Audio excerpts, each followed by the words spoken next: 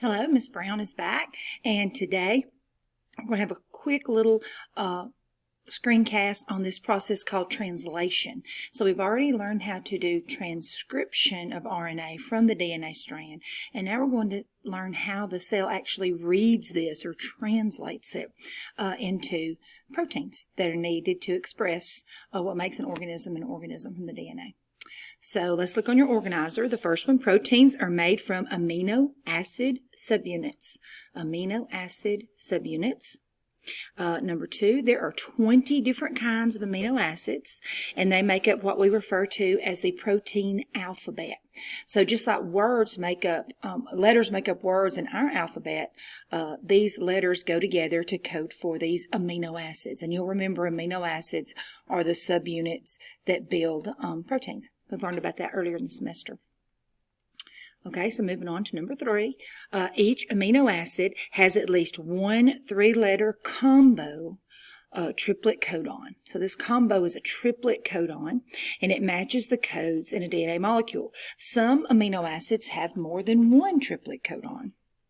So number four, there are 64 different triplet codons that are read. Okay, number five, one of them is a universal start. That's AUG, and when we practice this next, you'll be learning what that means. AUG, that's the universal start. And there are 3 stop codons, and you'll learn those from the chart when we get there.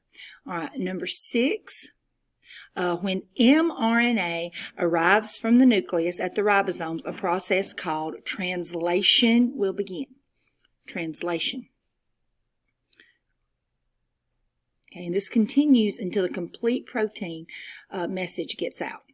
Now, number 7, mRNA's code from DNA is read 3 letters at a time, and this is translated into one of the 20 amino acids. And then as the code is read, the amino acids are stuck together and assembled, much like the boxcars on a train. You know what a train is, you've seen those before, and they just line up one after the other. Now, amino acids are collected and brought to the ribosomes by tRNA. And number 10, each tRNA has a 3-letter anticodon to help it locate and assemble the amino acids in correct order.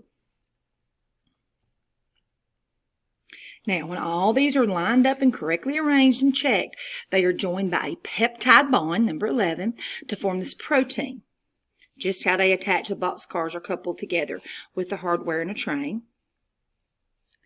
And the genetic code of an individual organism is expressed in these protein differences. Thank you.